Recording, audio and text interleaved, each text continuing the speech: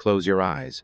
Think back to 2009, a packed cinema, the smell of popcorn, the hush before the 3D glasses came on. Then Jake Sully opened his eyes and the world turned blue. For many, Avatar was a cinematic revolution, but for the people behind it, it was something deeper. A rescue, a rebirth, a reckoning. Let's go back, not to Pandora, but to the lives that made it real. Sam Worthington. In 2008, Sam Worthington wasn't just an unknown actor, he was on the verge of giving up completely. He had sold most of his belongings, slept in his car, and was ready to walk away from Hollywood. There were no red carpets, no second chances, just another struggling actor trying to make rent. Then came a call from James Cameron. Out of hundreds of hopefuls, Cameron saw something in him, not fame, not polish, but raw humanity. That's how Sam became Jake Sully, the former Marine who was also broken, displaced, and looking for purpose. The role wasn't a performance, it was a mirror. Avatar didn't just launch a career, it saved a man. But the spotlight came fast and heavy. Fame hit like a wave. Sam would later admit to drinking daily, trying to drown the noise of sudden stardom. "I was drunk on press tours," he once said. "I couldn't handle it." He wasn't flying on a banshee, he was falling. What brought him back wasn't a studio, it was his wife, model Laura Bingle, and a quiet decision to rebuild from the inside out. Sobriety, family, fatherhood. In 2016, he delivered a moving performance in Hacksaw Ridge. And in 2022, he returned to Pandora not just as Jake, but as a father, a leader, and a man who had been to hell and back. At 46, Sam Worthington's story isn't about overnight fame. It's about what happens after, when the lights dim, and how you choose to rise again. Do you remember the first time you saw Avatar? Who were you back then? And what would that version of you think of who you are today? Zoe Saldana. She's been seen by billions, and yet rarely seen at all. Zoe Saldana didn't conquer Hollywood through red carpets or celebrity gossip. She did it behind layers of digital skin. In Avatar, Guardians of the Galaxy, and Star Trek, Zoe became Neytiri, Gamora, and Uhura sci-fi royalty. But instead of showing her face, she wore motion capture suits and acted in empty rooms, surrounded by green screens. Her performances didn't rely on makeup or wardrobe. They relied on imagination, control, and stamina. "You're crying in a forest that doesn't exist," she once said. She is the only actor in history with 4 films over $2 billion in global box office. And yet, many still don't recognize her walking down the street. Off-screen, Zoe breaks norms just as quietly. Her husband, Marco Perego, took her last name. She speaks openly about identity, race, and motherhood, not for attention, but for progress. Now, 47, she continues to balance massive franchises, a growing family, and a mission for inclusion in Hollywood. Zoe Saldana didn't just shape the worlds of science fiction. She redefined what power looks like, and it doesn't always need a spotlight. Zoe's roles may be hidden behind CGI. But do you feel her impact? Let us know in the comments. Which of her characters changed how you saw sci-fi? Sigourney Weaver. At 60, most actresses are told their time is up. Sigourney Weaver chose to begin again. Already a sci-fi legend from Alien, she entered Avatar not as a warrior, but as Dr. Grace Augustine, a calm, cerebral presence amid chaos. It was a powerful pivot, but she wasn't done evolving. 13 years later, in Avatar, The Way of Water, she returned not as the same character, but as Kiri, a 14-year-old Na'vi girl, full of wonder and emotional turbulence. To become Kiri, Sigourney trained like a teenager. She learned to hold her breath for several minutes underwater. She reimagined her own voice, body, and rhythm, not to play younger, but to feel younger. "It was the most physically demanding role of my life," she said. At 73, she doesn't chase headlines. She gardens. She's been married to the same man for over 40 years. And like Pandora itself, she's deeply connected to the natural world, speaking out for climate protection and wildlife conservation. Sigourney Weaver didn't ask for Hollywood's permission to grow older. She simply showed that growth never ends, no matter your age. If Sigourney can play a 14-year-old at 73, what's stopping you from doing something new this year? Stephen Lang. When Colonel Miles Quaritch took a pair of arrows to the chest in Avatar, his story seemed over. Brutal, unforgiving, dead. But James Cameron had other plans. In The Way of Water, Stephen Lang returns not as a human, but as a Na'vi recombinant, a clone with Quaritch's memories and his rage, but also something else: confusion, conflict, humanity. Now, in his 70s, Lang didn't just reprise a role, he rebuilt a man from the inside out. He had to learn how to move like a 10-foot alien while carrying the ghost of his former self. "It's not the same Quaritch," he said. "It's something evolving."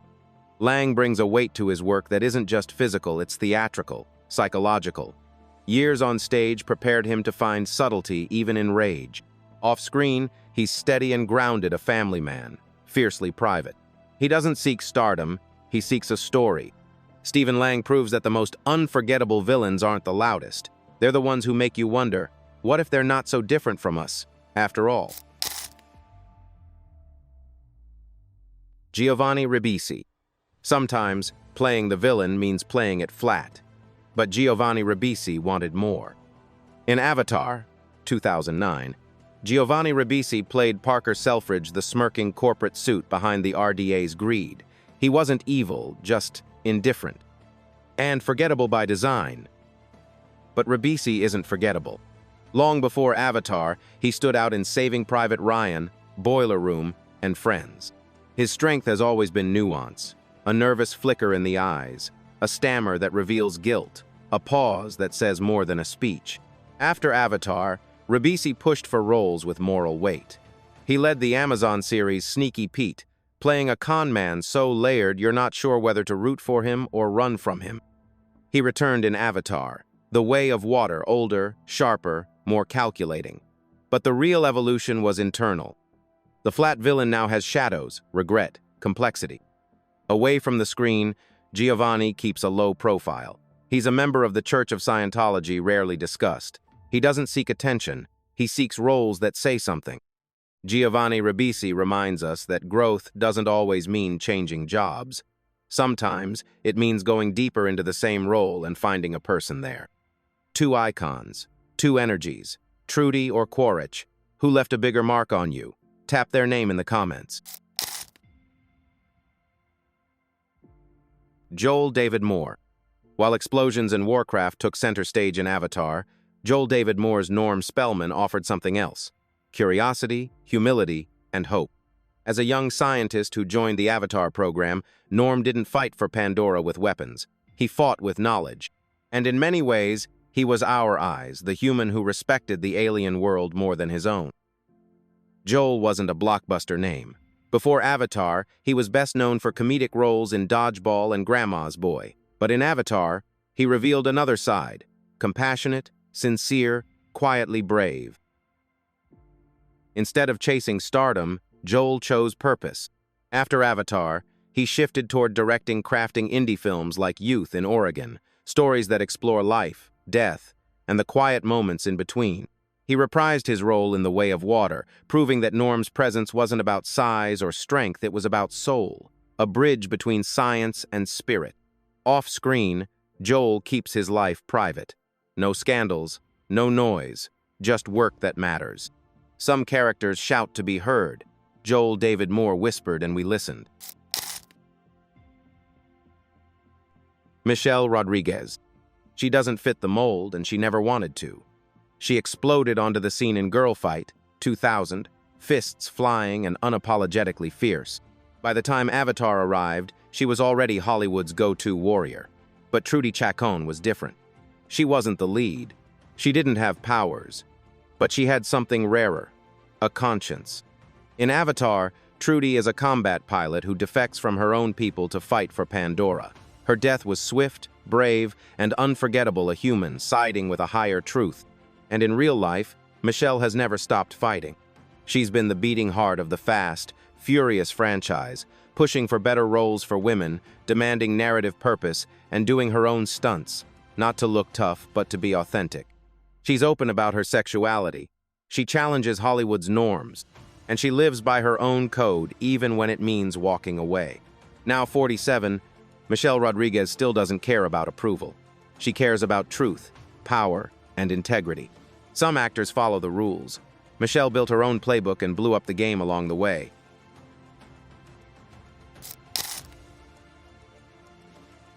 CCH Pounder. As Moat, spiritual leader of the Omaticaya, CCH Pounder didn't need firepower or fury. She carried wisdom, the kind that anchors worlds fictional or real.